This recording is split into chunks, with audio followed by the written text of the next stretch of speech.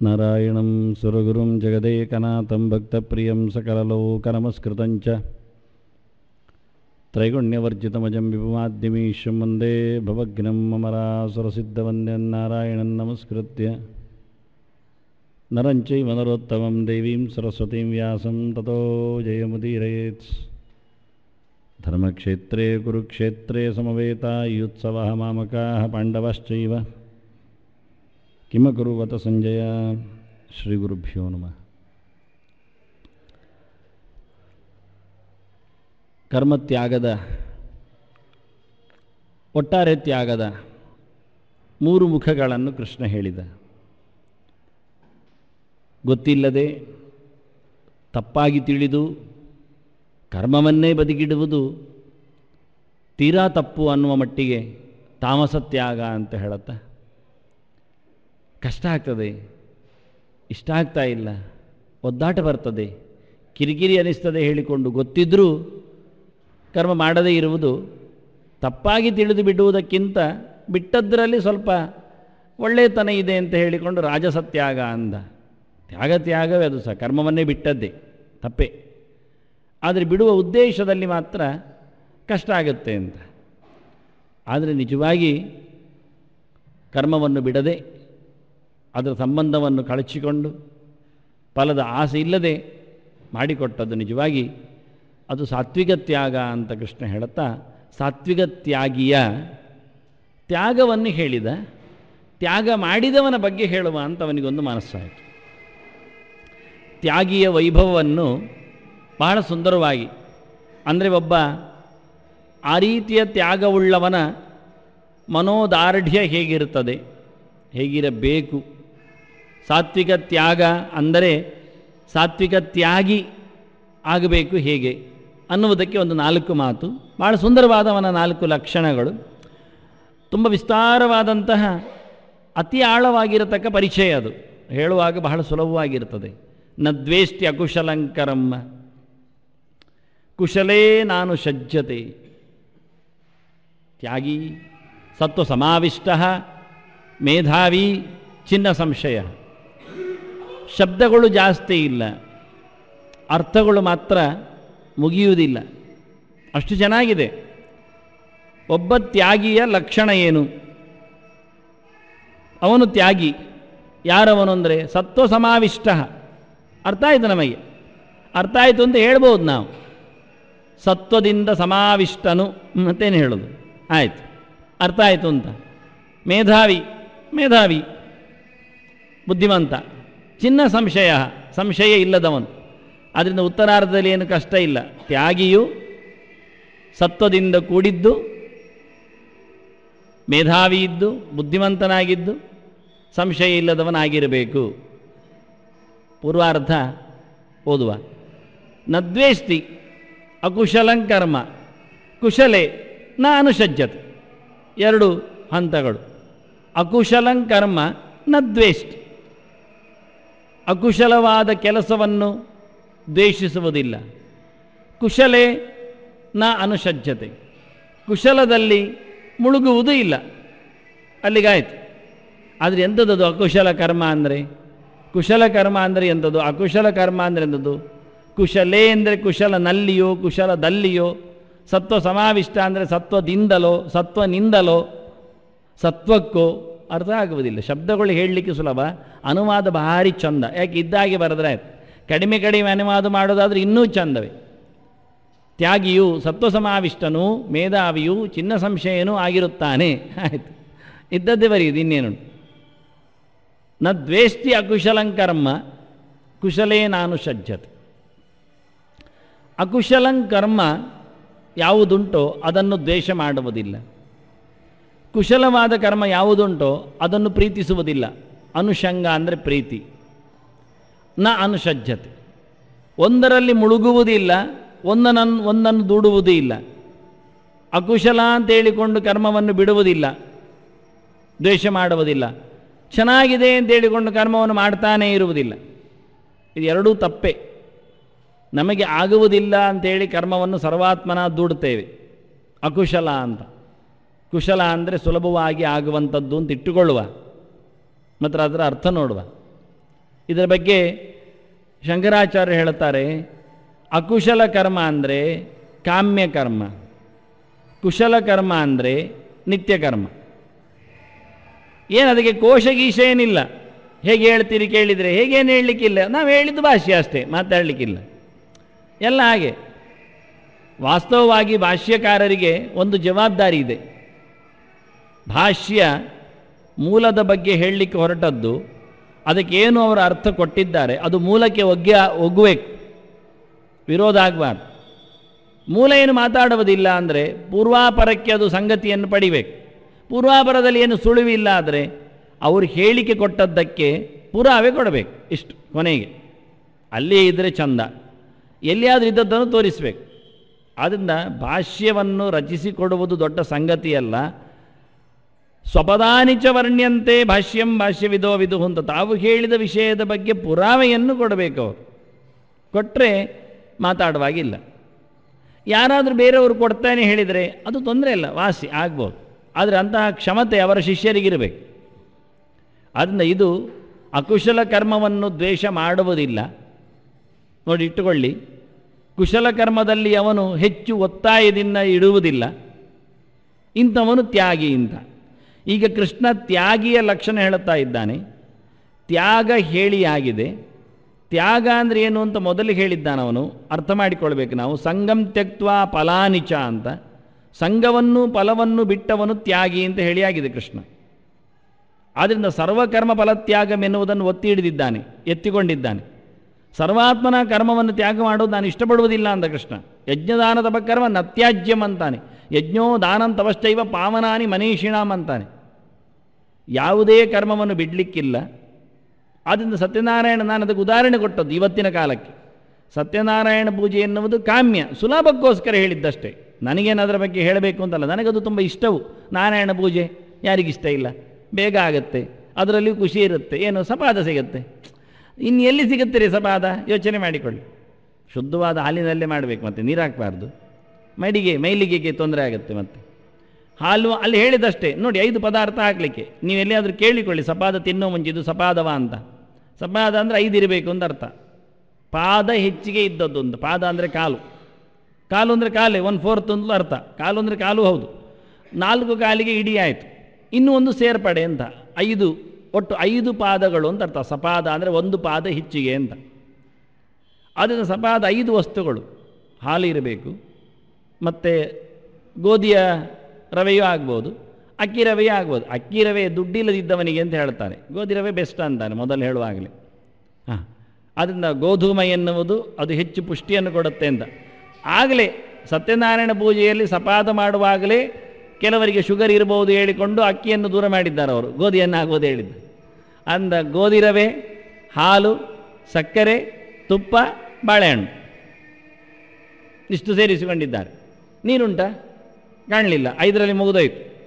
ಅದನ್ನು ನೀರಿನಲ್ಲಿ ಮಾಡುವುದಲ್ಲದು, ಯೋಚನೆ ಮಾಡಿಕೊಳ್ಳಿ. ಹಾಲಿನಲ್ಲಿ ಮಾಡುವುದು ಅಷ್ಟೇ. ಇವತ್ತು ನೀರಲ್ಲಿ ಮಾಡಿಟ್ಟು ಕೊನೆಗೆ ಚೂರು ಹಾಲು ಹಾಕಿ ಬಿಡ್ತಾರೆ, ಅದು ಚೆಂದಲ್ಲ, ಅದು ಸರಿಯಲ್ಲ. ಗೊತ್ತಿಲ್ಲ, ಇನ್ನು ಹಾಕ್ಬೋದು. ಹಾಲಿನಲ್ಲೇ ಮಾಡುವ ಸಪಾದ ಇರ್ಬೋದು, ಕೊಟ್ಟರೆ ಸಂತೋಷ. ಆದರೆ ದನದ ಹಾಲಿನಲ್ಲೇ ಮಾಡಬೇಕು, ಮತ್ತು ಪ್ಯಾಕೆಟ್ ಹಾಲಲ್ಲೇ ಆಗೋದಿಲ್ಲ. ಅದಕ್ಕೆ ನನಗೆ ತುಂಬ ಇಷ್ಟ ಸತ್ಯನಾರಾಯಣ ಪೂಜೆ ಹೇಳೋದು. ಪ್ರಸಾದೇ ಸರ್ವ ದುಃಖಾನಂ ಹಾನಿರಸ್ಯೋಪಜಾಯತೆ ಅಂತ ಕೃಷ್ಣ ಹೇಳಿದ್ದಾನೆ. ಪ್ರಸಾದ ಸ್ವೀಕರಿಸಿದರೆ ಎಲ್ಲ ದುರಿತಗಳು ದೂರ ಆಗ್ತದೆ ಅಂತ. ಹೊಟ್ಟೆಯೊಳಗಿನ ರೋಗವೂ ಹೋಗ್ತದೆ. ಅದಕ್ಕೆ ಪೂಜೆ ಮಾಡುವ ಮೂಲಕ ರೋಗ ನಿವೃತ್ತಿ ಮಾಡಲಿಕ್ಕೆ ಸಪಾದ. ಯಜ್ಞವನ್ನು ಮಾಡಿದರೆ ಯಜ್ಞ ಶಿಷ್ಟಾಶಿನ ಸಂತಹ ಅಂತ ಅಲ್ಲಿನ ಸಂಪಾತಾಜ್ಯ ಅದೆಲ್ಲ ಸ್ವೀಕಾರ ಮಾಡಲಿಕ್ಕೆ ಹೇಳೋದು. ಅದು ಒಳ್ಳೆಯ ರೀತಿಯಾದ ಪ್ರಾಯಶ್ಚಿತ್ತವಾದ ವಸ್ತುಗಳು ಅಂತ ಬೇಕೇ ಬೇಕು ಅಂತ ಹೇಳುವಲ್ಲಿ. ಅದೇ ರೀತಿಯಾಗಿ ಸತ್ಯನಾರಾಯಣ ಪೂಜೆ ಅನ್ನೋದು ಒಂದು ಕಾಮ್ಯ. ಯಾವಾಗ ಮಾಡುವುದು ಅಂದರೆ ಯಾವಾಗ ಮಾಡುವುದು ಅಂತ ತಿಂಗಳಲ್ಲಿ ಇಲ್ಲ, ದಿನದಲ್ಲಿ ಇಲ್ಲ. ಸಂಕ್ರಾಂತಿಯನ್ನು ಮಾಡುವುದು ಅಂತ ಸಂಕ್ರಾಂತಿ ಮಾಡಬೇಕು ಅಂತ ವಿಧಾನ ಮಾಡಿದ್ದಲ್ಲ. ಮಾಡುವಾಗ ನಿಮಗೊಂದು ದಿನ ಬೇಕಾದರೆ ಸಂಕ್ರಾಂತಿಯನ್ನು ತಗೊಳ್ಳಿ, ಬೇಡ ಹುಣ್ಣಿಮೆಯನ್ನು ತಗೊಳ್ಳಿ, ಪರ್ವಕಾಲದಲ್ಲಿ ಅಮಾವಾಸ್ಯೆ ಆಗ್ಬೋದು, ಬೇಡ ಆದಿತ್ಯವಾರವೂ ತೊಂದರೆ ಇಲ್ಲ, ಅವರೇನು ಹೇಳುವುದಿಲ್ಲ. ನಮಗಿಷ್ಟವಾದ ದಿನ ಅಂತ ಹೇಳಿಬಿಡ್ತಾರೆ ಕೊನೆಗೆ. ಯಾವತ್ತು ನಿನಗೆ ಸಂಪತ್ತು ಒಟ್ಟಾಗುತ್ತೆ, ಮನಸ್ಸು ಬರ್ತದೆ, ನಿಮ್ಮ ಬಂಧು ಬಾಂಧವರು ಒಟ್ಟಾಗ್ತಾರೆ, ಪ್ರಶಸ್ತವಾದ ದಿನ ಯಾವ ಮುಗಿಲು ಚೆನ್ನಾಗಿರುತ್ತೆ. ನದಿ ತೀರದಲ್ಲಿ ಮಾಡಲಿಕ್ಕೆ ಹೋದರೆ ಮಳೆ ಬಂದರೆ, ಸಪಾದವೇ ಆಗದಿದ್ದರೆ ಕೊನೆಗೆ ಬೆಂಕಿ ಹಾಕುವಾಗ ಅದಕ್ಕೆ ಪ್ರಶಸ್ತವಾದ ದಿನ ಹೇಳಿಬಿಟ್ರೆ ನಿಮಗೆ ಇಷ್ಟವಾದ ದಿನ ಅಂದರು. ಅದರಿಂದ ಇದಕ್ಕೆ ವಸಂತೆ ಅಂತ ಇಲ್ಲ, ಶರದಿ ಅಂತ ಇಲ್ಲ, ಯಾವುದೇ ಕಾಲಘಟ್ಟದ ನಿಯಮನ ಇಲ್ಲ. ಹಾಗಾಗಿ ಇದು ಹೇಗೆ ಆಗಬೇಕು? ಕಾಮ್ಯ ಇದು. ಬರೇ ವಸ್ತುಗಳು ಬೇಕಾದಾಗ, ವೃತ್ತಿ ಬರುವಾಗ, ಮದುವೆ ಆಗಬೇಕಿದ್ರೆ, ಬಯಸಿದ್ದು ಯೋಚನೆಗಿದ್ದರೆ, ನೀವು ರೋಗ ನಿವೃತ್ತಿ ಇದ್ದರೆ, ಹೀಗೆ. ಆದರೆ ಕೃಷ್ಣ ಹೇಳಿದ ಇದನ್ನು ಬಿಡಲಿಕ್ಕಿಲ್ಲ. ಕಾಮ್ಯ ಅಂತ ಬಿಡಿ ಅಂತ ಹೇಳೋದು ನಾನು ಒಪ್ಪೋದಿಲ್ಲ ಅಂದ. ಕಾಮ್ಯ ನಾಂ ಕರ್ಮಣಾನ್ಯಾಸಂ, ನನಗೆ ಒಪ್ಪಿಗೆ ಇಲ್ಲ ಅಂದ. ನಿಮಗೇನು ತೊಂದರೆ ಕೊಟ್ಟಿದ್ದದು? ನನಗೆ ಮಕ್ಕಳಾದರೆ ಸತ್ಯನಾರಾಯಣ ಪೂಜೆ ಹೇಳ್ತಾರೆ, ಮಕ್ಕಳು ಬೇಡ ಆಗಿದೆ, ನಾವು ಮದುವೆ ಆಗಲಿಲ್ಲ, ನಾವು ಸನ್ಯಾಸಿಗಳಿದ್ದೇವೆ. ಅಯ್ಯ ಪೂಜೆ ಮಾಡಿ ಅಯ್ಯ, ಏನಾಯಿತು? ಮಕ್ಕಳು ಬೇಡ. ಮಕ್ಕಳು ಅಂದರೆ ನಿಮ್ಮ ಹೊಟ್ಟೆಯಲ್ಲೇ ಬಂದವರಿಗೆ, ನಿಮಗೆ ಹುಟ್ಟಿದವರು ಅಂತಿಲ್ಲ, ಶಿಷ್ಯರು ಮಕ್ಕಳಾಗ್ತಾರೆ, ಅದು ಬೇಡವಾ ಕೇಳ್ತಾರೆ. ಇಲ್ಲ ಶಿಷ್ಯರು ಬೇಡಪ್ಪ, ಅವ್ರು ದುಡ್ಡು ತಿಂದರೆ ಮತ್ತೆ ಆಯಿತು, ಯಾರು ಬೇಡ ಆಯಿತಾ, ಬಡಿಸುವವರು ಬೇಡವ ನಿಮಗೆ, ಮತ್ತು ಅಡುಗೆ ಮಾಡಿ ಹಾಕುವವರು ಯಾರು, ಎಡಬಲದಲ್ಲಿ ಸೇವೆ ಕೂತ್ಕೊಳ್ಳುವವರು, ಅದು ಎಲ್ಲ ದಾಸ ಸಂಪತ್ತು ಶಿಷ್ಯ ಸಂಪತ್ತೇ, ಸೇವಕ ವರ್ಗವು ಶಿಷ್ಯವೇ, ಬೇಡ ಹೇಳ್ತೀರಾ? ಮನುಷ್ಯನ ಮೋರೆ ನೋಡೋದಿಲ್ಲ ಹೇಳ್ತೀರಾ? ಆಗೋದಿಲ್ಲ. ಆಗ ನಾವು ಸಿಕ್ಕಿ ಬೀಳುತ್ತೇವೆ. ಅದರಿಂದ ಮಕ್ಕಳು ಎನ್ನುವಾಗ ದೊಡ್ಡ ವಿಷಯವನ್ನು ಇಟ್ಟುಕೊಳ್ಬೇಕು. ಕೇವಲ ಹೊಟ್ಟೆಯಲ್ಲೇ ಬಂದವರು ಅಲ್ಲ, ಇಷ್ಟಪಡುವವರು, ಮಕ್ಕಳಂತೆ ವರ್ತಿಸುವವರು, ಎಡಬಲಕ್ಕೆ ನಿಲ್ಲುವವರು, ಸಹಾಯಕರು, ಮಿತ್ರರು, ಎಲ್ಲರೂ ಅರ್ಥ ಆಗ್ಬೋದು ಬಂಧುಗಳು ಅಂತ. ಸಮಾನರು ಅಂತ ಅರ್ಥದಲ್ಲಿ ಅದನ್ನು ಇಟ್ಟುಕೊಂಡರೆ ಎಷ್ಟು ಖುಷಿ ಆಗುವುದಿಲ್ಲ. ಹಾಗಾಗಿ ವಾಸ್ತವವಾಗಿ ಕಾಮ್ಯ ಕರ್ಮಗಳಿಗೆ ನೀವು ಫಲವನ್ನು ನೋಡಿಕೊಂಡು ಸರ್ವಾತ್ಮನದಕ್ಕೆ ವಿರಾಮ ಹಾಕಿಬೇಡಿ. ಅದರ ಬದಲಿಗೆ ಆಸೆಯನ್ನು ಬಿಡಿ. ಯಾಕೆ ಹೇಳಿದ್ದಿ ಎನ್ನುವುದನ್ನು ಬದಿಗೆ ಹಾಕಿಯಿಂದ ಕೃಷ್ಣ ಒತ್ತಿ ಹೇಳಿ, ಯಜ್ಞದಾನ ತಪಕರ್ಮನ ಅತ್ಯಾಜ್ಯಂ ಅಂತೇಳಿ ಎಲ್ಲ ಕರ್ಮಗಳನ್ನು ಮಾಡಿ, ಆದರೆ ಎಲ್ಲ ಕರ್ಮಗಳಲ್ಲಿಯೂ ಆಸಕ್ತಿ ಬಿಡಿ, ಮಮತೆಯನ್ನು ಬದಿಗಿರಿಸಿ, ಫಲವನ್ನು ಕೇಳಬೇಡಿ, ಅದರ ಮೇಲೆ ದುಂಬಾಲು ಬೀಳಬೇಡಿ, ಬೇಕೇ ಬೇಕು ಅಂತ ಹಠ ಮಾಡಬೇಡಿ ಹೇಳಿಕೊಂಡು ಅರ್ಥ ಕೊಟ್ಟ. ಇಷ್ಟು ಕೃಷ್ಣ ಕೊಟ್ಟ ನಂತರ ಈಗ ನಾವು ಏಕಾಏಕಿಯಾಗಿ ನ ದ್ವೇಷ್ಟ್ಯ ಕುಶಲಂ ಕರ್ಮ, ಕಾಮ್ಯ ಕರ್ಮವನ್ನು ದ್ವೇಷ ಮಾಡುವುದಿಲ್ಲ, ಮಾಡ್ತಾನೆ ಅಂತ ಅರ್ಥ. ಹಾಗಾದರೆ ಅದರ ಒಟ್ಟಿಗೆ ಕುಶಲೇ ನಾನು ಸಜ್ಜತೆ, ನಿತ್ಯ ಕರ್ಮದಲ್ಲಿ ಅವನು ಒತ್ತಾಯ ಬೀಳುವುದಿಲ್ಲ, ಹಾಗಾದರೆ ಮಾಡುವುದಿಲ್ಲ ಅಂತ ಅರ್ಥ. ಇದು ಹೇಗೆ ಯೋಚನೆ ಉಂಟು ನೋಡಿ. ನಿತ್ಯ ಕರ್ಮವನ್ನು ಮಾಡುವುದಿಲ್ಲ, ಕಾಮ್ಯ ಕರ್ಮವನ್ನು ಬಿಡುವುದಿಲ್ಲ, ಅವನು ತ್ಯಾಗಿಯಂತೆ. ವಿಚಿತ್ರವಾದ ಅರ್ಥ, ವಿರುದ್ಧವಾದ ಅರ್ಥ. ಅದಲ್ಲವೇ ಅಲ್ಲ, ವಾಸ್ತವವಾಗಿ ಸಾಧ್ಯವೇ ಇಲ್ಲ. ಅಕುಶಲ ಅಂದರೆ ಅವನು ಹೇಳ್ತಾನೆ ನ ದ್ವೇಷ್ಟಿ ಅಕುಶಲಂ ಕರ್ಮ, ಸುಲಭದಲ್ಲಿ ಆಗದೇ ಇರತಕ್ಕ ಕೆಲಸವನ್ನು ಬಿಡ್ತಾನೆ. ಯಾಕೆ ಬಿಡ್ತಾನೆ? ಅವನು ಹೆದರಿಕೆ ಆಗುತ್ತೆ, ಸುಲಭದಲ್ಲಿ ಆಗ್ತಾ ಇಲ್ಲ. ಕೌಶಲ, ಕುಶಲ ಅಂದರೆ ಕು ಅಂದರೆ ನೆಲ, ಭೂಮಿ, ಶ ಅಂದರೆ ಸುಖ, ಲ ಅಂದರೆ ಕೊಡುವುದು ಅಂತ. ಈ ನೆಲದಲ್ಲಿ ನಮಗೆ ಸುಖವನ್ನು ಕೊಡುವ ಕೆಲಸ ಅಂತ ಅರ್ಥ, ಅದು ಇಲ್ಲ. ಇದಕ್ಕೆ ಹೇಳ್ತಾರೆ ಪ್ರಾತಃ ಸ್ನಾನವನ್ನು ಹೇಮಂತದಲ್ಲಿ ಮಾಡುವುದು. ಅದು ಎಷ್ಟು ಜನರಿಗೆ ಕಷ್ಟ. ಹೇಮಂತ ಋತು ಅಂದರೆ ಈಗ ಹೇಮಂತ ಶಿಶಿರಗಳಲ್ಲಿ ಬೆಳಿಗ್ಗಿನ ಹೊತ್ತು ಸ್ನಾನ ಅಂದರೆ ಚಳಿ ಹಿಡಿದು ಹೋಗ್ತದೆ. ಒಂದು ಸರ್ತಿ ಮುಳುಗಿ ಎದ್ದಾಗ ಅಥವಾ ನೀರು ಹಾಕಿಕೊಂಡಾಗ ಬೆನ್ನಿನ ಹುರಿಗೆ ಅದು ಸೇರಿಕೊಳ್ತದೆ, ಮತ್ತು ಮೈ ತುಂಬ ಚಳಿ ಆಗಲಿ ಶುರುವಾಗುತ್ತೆ, ಆಗುವುದಿಲ್ಲ ಕೊನೆಗೆ. ಆದ್ದರಿಂದ ಪ್ರಾತಃ ಕಾಲದಲ್ಲಿನ ಸ್ನಾನವನ್ನು ಹೇಮಂತ ಕಾಲದಲ್ಲಿ ದ್ವೇಷ ಮಾಡ್ತಾನೆ. ಮತ್ತೆ ಯಾವಾಗಾದರೂ ಹೇಳಿ. ಮತ್ತು ಕುಶಲೇಚ ನಾನು ಸಜ್ಜತೆ, ಕುಶಲವಾದದ್ದು ಯಾವುದು? ನಿದಾಗದಲ್ಲಿ ಅಂದರೆ ಬೇಸಿಗೆ ಕಾಲದಲ್ಲಿ, ಗ್ರೀಷ್ಮ ಋತುವಿನಲ್ಲಿ ಮಧ್ಯಾಹ್ನದ ಸ್ನಾನ ಭಾರಿ ಖುಷಿ. ಒಳ್ಳೆ ನೀರು ತಂಪೇರ್ತದೆ. ಎಷ್ಟು ಗಂಟೆ ಸ್ನಾನ ಮಾಡುವುದು, ಎಷ್ಟು ನದಿ ಸ್ತೋತ್ರ ಹೇಳಿದರೂ ಸಾಕಾಗುವುದಿಲ್ಲ. ಗಂಗೆ ಅಂತ 100 ಸರ್ತಿ ಹೇಳಿದರೂ ಖುಷಿ ಆಗುತ್ತೆ. ಯಾಕೆ? ಆದಷ್ಟು ಮುಳುಗುವ ಮೀಯುವ ಕಾಣುತ್ತೆ. ಅದು ಮಾಡೋದಿಲ್ಲವ. ಅವನಿಗೆ ಬೇಕಾದಾಗ ಮೈಯ ಪರಿತಾಪಕ್ಕೆ ಹೆಚ್ಚು ಸ್ನಾನ ಮಾಡೋದು, 100 ಮುಳುಗುವುದು. ಅವನಿಗೆ ಬೇಡಾದಾಗ ಕಷ್ಟ ಆಗ್ತದೆ ಹೇಳಿಕೊಂಡು ಒಂದೇ ಮುಳುಗಿಯದ್ದು ಓಡಿ ಬರೋದು, ಅಥವಾ ಸ್ನಾನ ಮಾಡಿದಾಗೆ ಮಾಡಿ ಬರೋದು, ಅದು ಉಪಯೋಗ ಇಲ್ಲ ಅಂದ. ಆದ್ದರಿಂದ ನದ್ವೇಷ್ಟಿ ಅಕುಶಲಂ ಕರ್ಮ, ಕಷ್ಟದ ಕೆಲಸವನ್ನು ಬಿಡುವುದು, ಇಷ್ಟದ ಕೆಲಸವನ್ನು ಹೆಚ್ಚು ಮಾಡುವುದು ಹಾಗಿಲ್ಲ. ತ್ಯಾಗಿಯ ಲಕ್ಷಣ ಹೇಗಿರ್ತದೆ ಕೇಳಿದರೆ, ಕಷ್ಟ ಆದರೂ ಮಾಡ್ತಾನೆ, ಇಷ್ಟ ಆದರೂ ಅದರ ಮೇಲೆ ಬಿದ್ದು ಇಡುವುದಿಲ್ಲ. ಅನುಷಜ್ಜತೆ ಅಂದರು, ಅದನ್ನು ತುಂಬ ಪ್ರೀತಿಸುವುದಿಲ್ಲ. ಅನುಷಂಗ ಅಂದರೆ ಅನುಗಾಲ, ಅದರ ಮೇಲೆ ಸಂಘ, ಒಳ್ಳೆಯದು ಕೆಲಸ ಮಾಡ್ತಾನೇ ಇರುವುದು, ಮತ್ತೂ ಮಾಡ್ತಾ ಇರೋದು. ಮತ್ತೇನು ಕೇಳಿದರು? ಒಂದೇ ಸತ್ಯನಾರಾಯಣ ಪೂಜೆ ಯಾವತ್ತೂ ನೋಡಿದರು, ಪ್ರತಿ ವಾರಕ್ಕೂ. ಯಾಕೆ? ಸಪಾದ ಉಂಟು ಹೇಳಿದ್ದಲ್ಲ ನೀವೊಂದು, ಅದು ಸರಿ ಇಲ್ಲ ಅಂದ. ಕುಶಲೇ ನಾನು ಸಜ್ಜತೆ ಅಂತಾನೆ.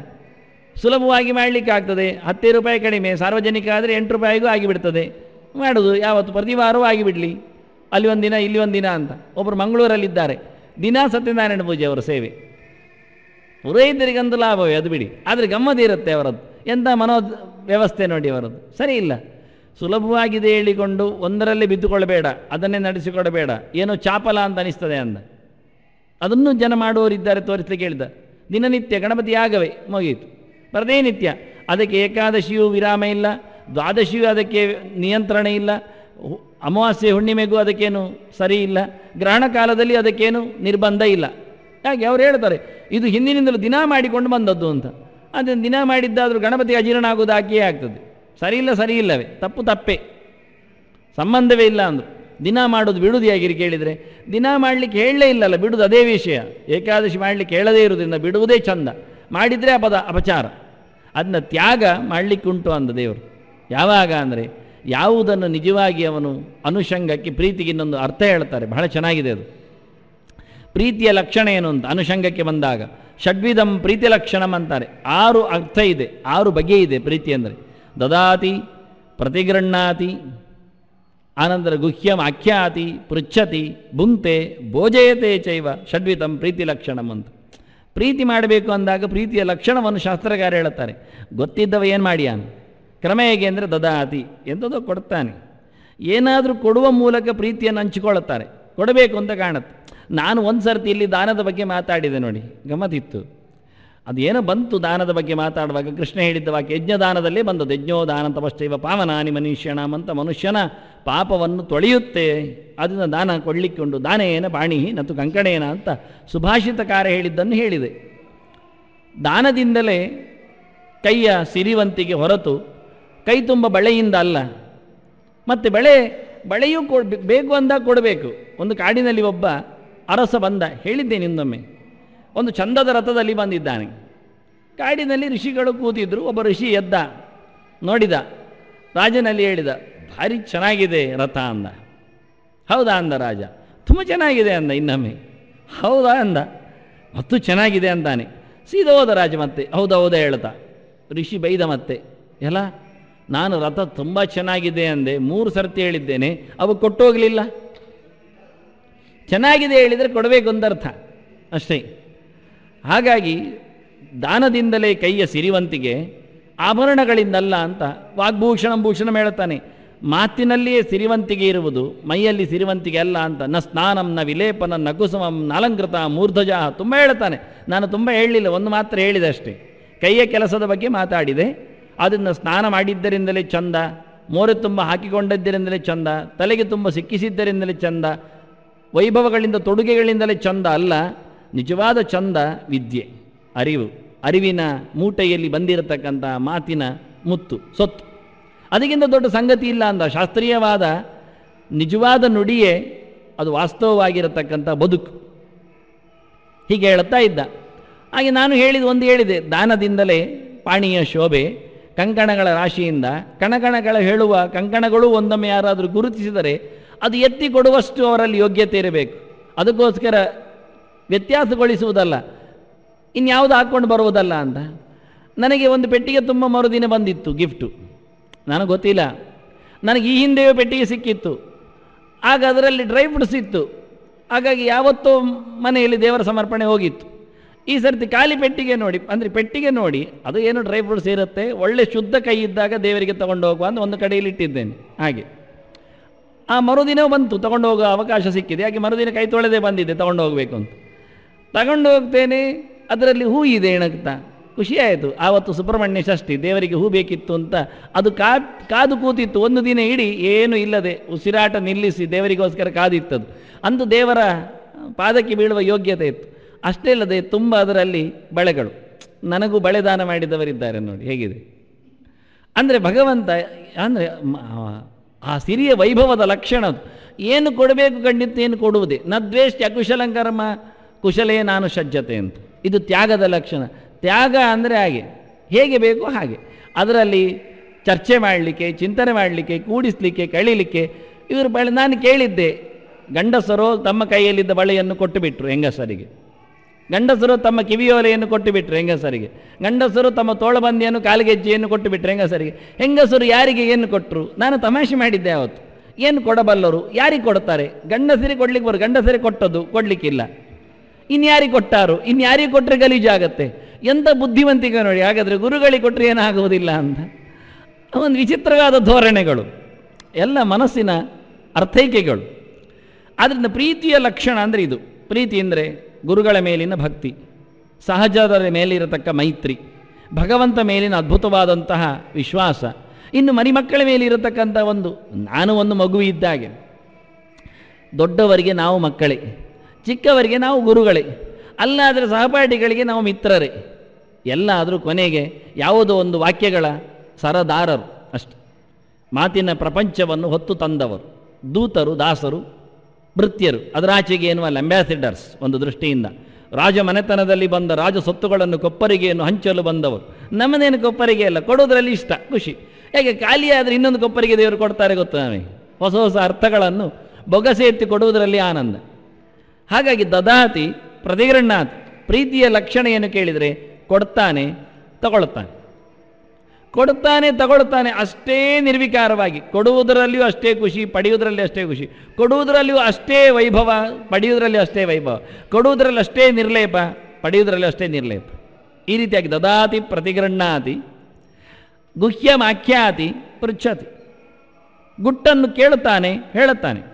ಮನೆಯ ಸಮಸ್ಯೆಯೋ, ಊರಿನ ಸಮಸ್ಯೆಯೋ, ವೈಯಕ್ತಿಕವಾದ ತಾಪತ್ರಯವೋ ಕೇಳುತ್ತಾನೆ, ಕಿವಿ ಕೊಡುವ. ಇನ್ಯಾರತ್ರ ಹೇಳಲಿಕ್ಕೆ? ಇಷ್ಟದವರಲ್ಲಿ ಅಲ್ಲದೆ ನಮ್ಮ ಕಷ್ಟವನ್ನು ಯಾರ ಹತ್ರ ಬಿಚ್ಚಿಕೊಡುವುದು? ಗೊತ್ತಿಲ್ಲವರು ಸುಮ್ಮನೆ ಹೇಳ್ತಾರೆ. ಈಗ ನಾನು ಬಂದಾಗ ಹೇಳಿದರು ಆಕೆ ನಿಂತು, ನಾನು ಮಗನ ಮನೆಯಲ್ಲಿ ಇದ್ದೇನೆ, ಆದರೆ ಸೊಸೆ ಮಾತ್ರ ಹೆಚ್ಚು ಸಾಂಪ್ರದಾಯಿಕ ಮೌಲ್ಯಗಳನ್ನು ಅರಿತಿಲ್ಲ, ಹೇಗೆ ಬದುಕಲಿ? ಬಿಟ್ಟು ಬರುವಂತೆ ಆಗುವುದಿಲ್ಲ, ಮಗ ಇದ್ದಾನೆ. ಇರುವಂತೆ ಆಗುವುದಿಲ್ಲ, ಸೊಸೆ ಇದ್ದಾಳೆ. ಸೊಸೆಗಾಗಿ ಇಲ್ಲ ಅಲ್ಲ, ಮಗನಿಗಾಗಿ ಇರುವುದು ಅಲ್ಲ, ಆದರೆ ಬದುಕು ಸ್ವತಂತ್ರವಾಗಿಲ್ಲ, ಶಾಸ್ತ್ರೀಯವಾಗಿಲ್ಲ. ಏನು ಮಾಡುವುದು? ಅದಕ್ಕೆ ಹೇಳಿದೆ, ಅಪವಿತ್ರ ಪವಿತ್ರೋವ ಸರ್ವ ಅವಸ್ಥಾಂಗತೋಪಿಯೋ ಯಹ ಸ್ಮರೇತ್ ಪುಂಡರೀಕಾಕ್ಷಂ.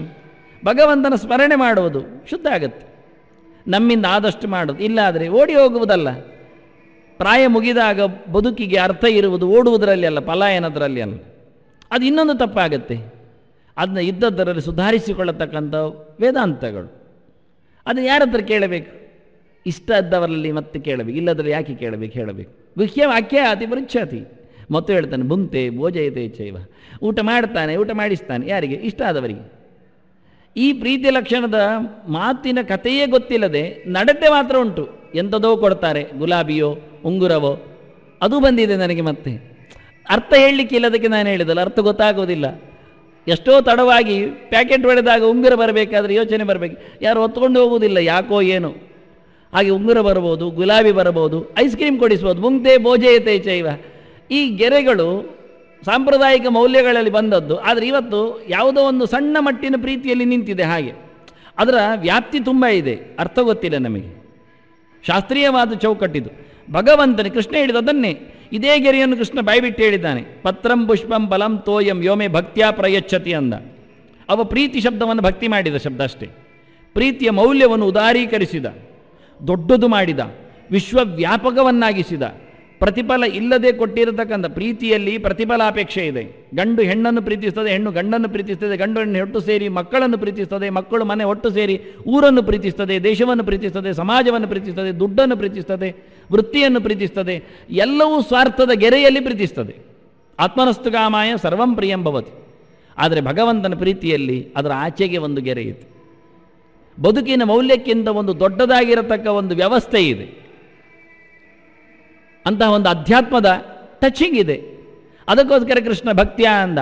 ಏನು ಕೊಡಯ್ಯ, ನೀನು ಎಲೆ ಕೊಟ್ಟರೂ ಚಂದ, ಎಲೆಯಲ್ಲಿ ಎಡೆ ಇಟ್ಟರೂ ಚಂದ. ಪತ್ರಂ ಪುಷ್ಪಂ ಫಲಂ ತೋಯಂ ಅಂದ.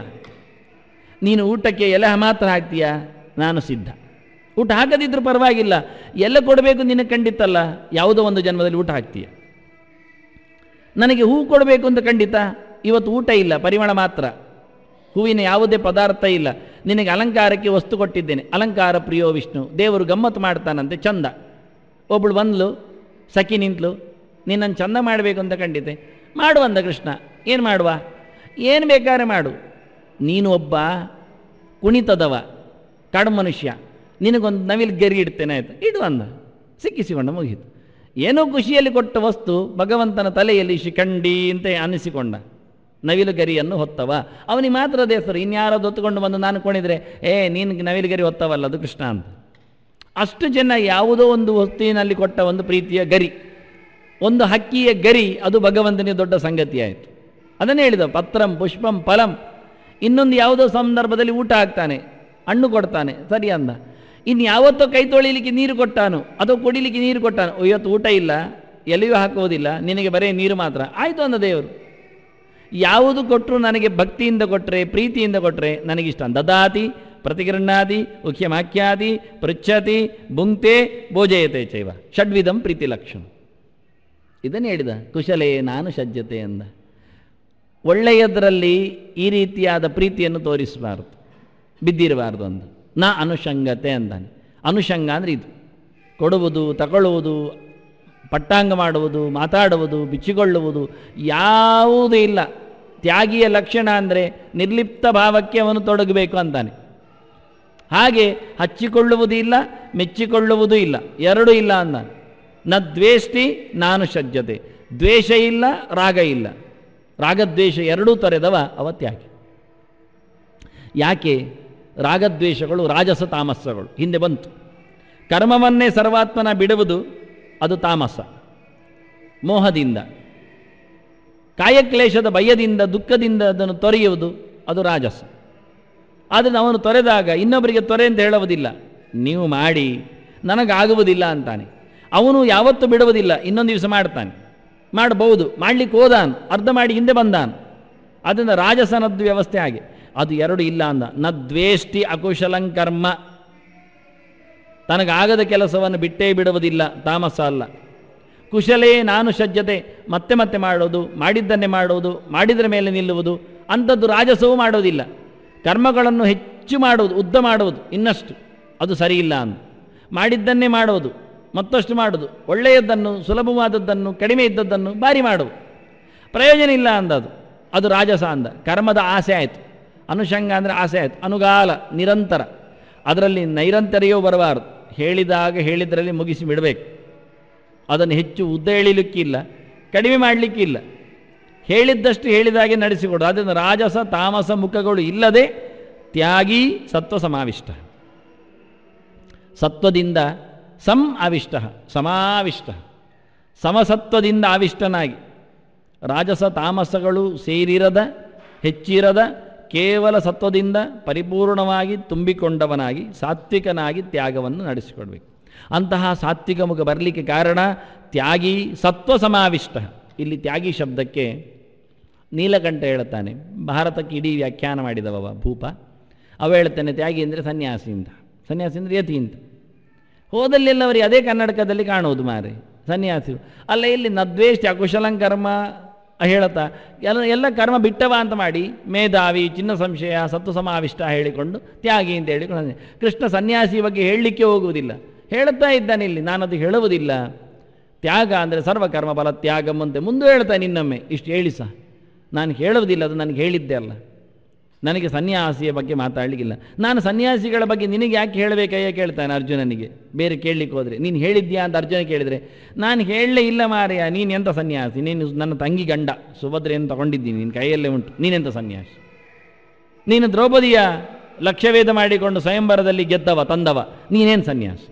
ನೀನು ಉಲುಪಿಯನ್ನು ಮಣರೂಲ್ನಲ್ಲಿ ಚಿತ್ರಾಂಗದನ್ನೆಲ್ಲ ಪಡೆದವ, ಇರಾವಂತನನ್ನು ಬಬ್ರುವಾವನನ್ನು ಕೊಟ್ಟವ, ನೀನೇನು ಸನ್ಯಾಸಿ?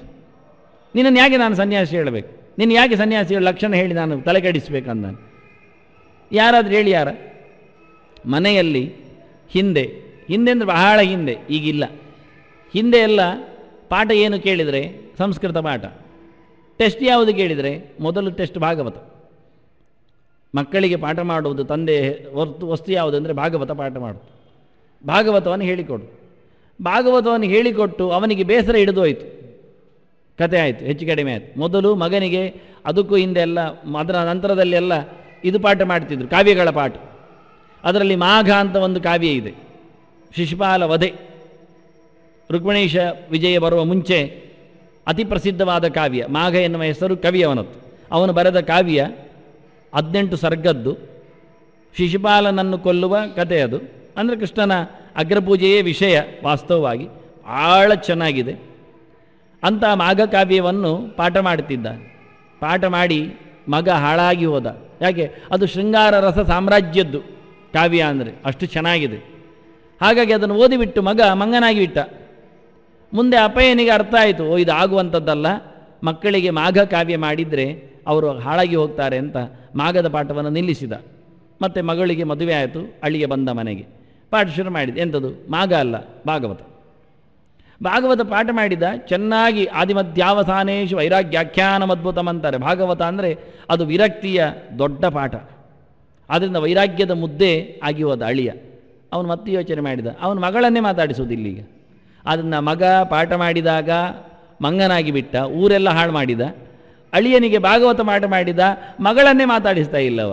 ಹೀಗೆ ಮಾಗ ಓದಿ ಮಗ ಕೆಟ್ಟ, ಭಾಗವತ ಕೇಳಿ ಅಳಿಯ ಕೆಟ್ಟ ಅಂತ ಭಾಳ ಸುಂದರವಾದ ನಾಣ್ಣುಡಿ ಅದು. ಅಂದರೆ ಅದರ ಗತ್ತು ಹೇಳಿದರು ವಾಸ್ತವವಾಗಿ.